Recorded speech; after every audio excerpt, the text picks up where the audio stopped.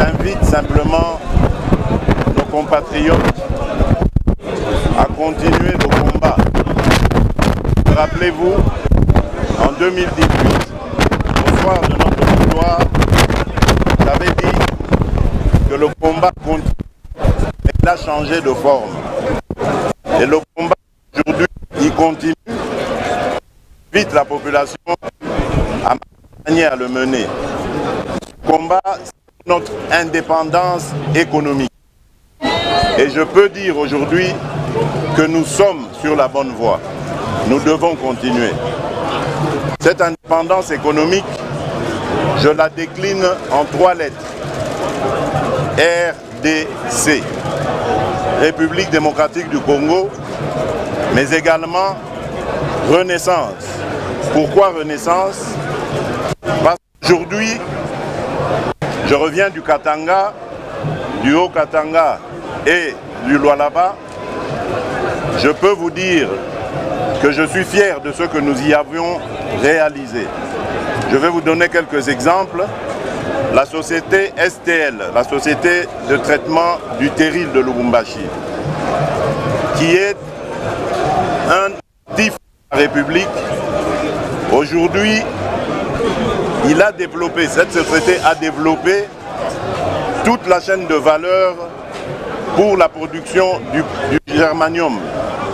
Et donc, on peut dire avec fierté que les lendemains sont meilleurs, car nous avons des partenaires aujourd'hui très sérieux, américains et japonais, qui vont même nous transférer de la technologie et qui vont permettre justement à ce que le germanium soit produit au Congo et peut-être même transformé jusqu'au produit fini.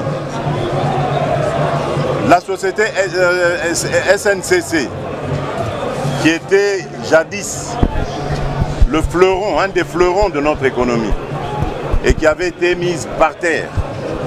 Cette société est aujourd'hui ressuscitée grâce à la bravoure, au brio d'un de nos fils de l'UDPS, Fabien Moutombe, son directeur général, qui a remis sur les rails plusieurs voitures. Aujourd'hui, les Congolaises et les Congolais peuvent voyager sur les lignes SNCC comme les voyageurs qui font les mêmes déplacements en Europe. J'ai vu ces trains, ils sont formidables. Alors qu'il y a des gens qui veulent postuler comme président de la République, qui ont dirigé cette province et qui n'ont pas été capables de faire reluire cette SNCC. Au contraire, qui l'ont même tué, rappelez-vous. Ils ont créé des sociétés de transport par route, ce qui a complètement tué la SNCC. Et aujourd'hui, ils se positionnent comme étant les sauveurs de la République. J'y reviendrai. Il y a ce que nous avons fait, que nous avons inauguré grâce à la coopération avec le partenaire chinois à Sakania. Il y a eu un poste frontière qui a été mis sur pied avec un très très grand parking et un port sec. À Kasumbalesa, nous avons démontré le bien fondé du partenariat public-privé avec la société Trafigo, qui nous a aidé aussi à faire un port sec là-bas, grâce à ce partenariat avec eux. Dans le Lualaba, ça c'était encore magnifique. Les enfants du Congo sont en train de travailler et de reconstruire leur pays. Je voudrais ici illustrer cela par l'exemple avec la société Kamoa, avec qui l'État a une joint venture. Et bien cette société, grâce à ma demande, a aujourd'hui construit une école d'excellence. Et elle est en train de former 39 Congolais qui ont été sélectionnés sur des critères, mais vraiment rigoureux.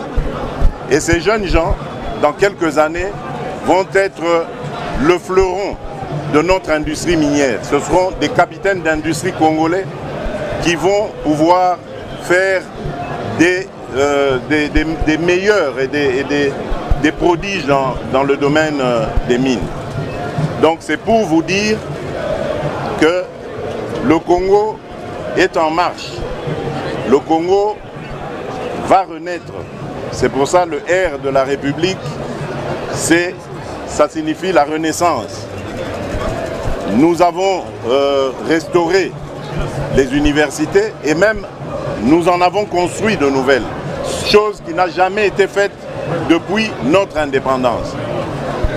Nous avons, rappelez-vous ce merveilleux souvenir, celui des Jeux de la francophonie. Nous avons organisé les Jeux de la francophonie. Aujourd'hui, nous avons des infrastructures sportives de haute facture pour la jeunesse.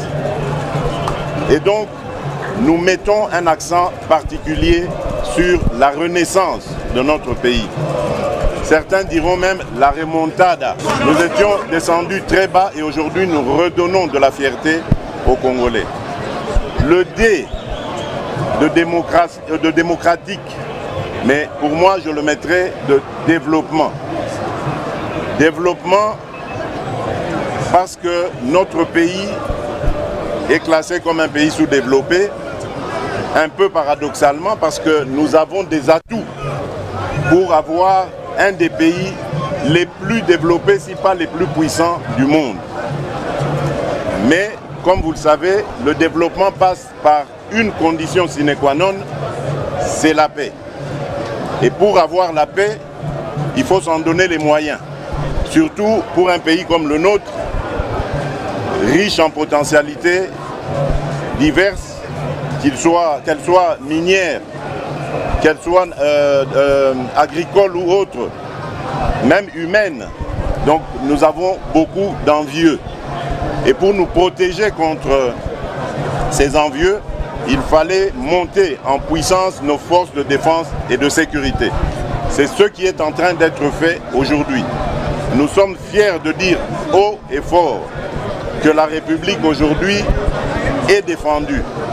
Nous avons encore en formation à peu près 40 000 jeunes qui avaient répondu à mon appel, souvenez-vous, à défendre la patrie, qui sont presque en fin de formation.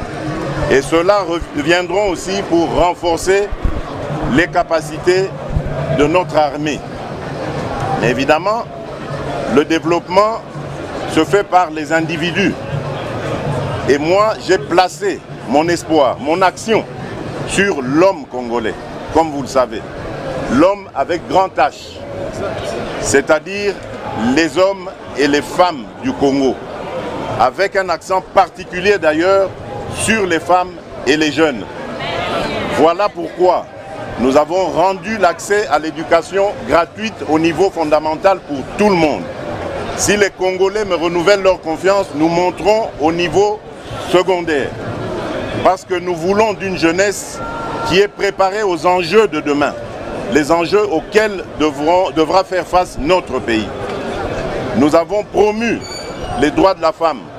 Nous l'accompagnons dans tous les combats, au point où mes pairs africains ont fini par me donner ce titre symbolique de champion de la masculinité positive.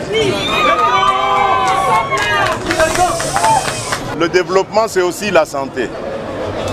Et là aussi, nous avons une politique de couverture santé universelle qui consiste à faire à ce que tous les Congolais, de quelque condition sociale qu'ils soient, aient accès aux soins de santé et les meilleurs qu'il puisse y avoir dans notre pays. Et aujourd'hui, nous avons commencé par la catégorie la plus vulnérable, c'est la catégorie mère-enfant, en rendant les accouchements gratuits. Mais pas seulement les accouchements, même les consultations prénatales et postnatales. Parce qu'au cours de ces consultations, on fait aussi du planning familial pour doser les naissances et accompagner les mères. C'est donc devenu une réalité qui va s'étendre à tous les autres secteurs de la médecine.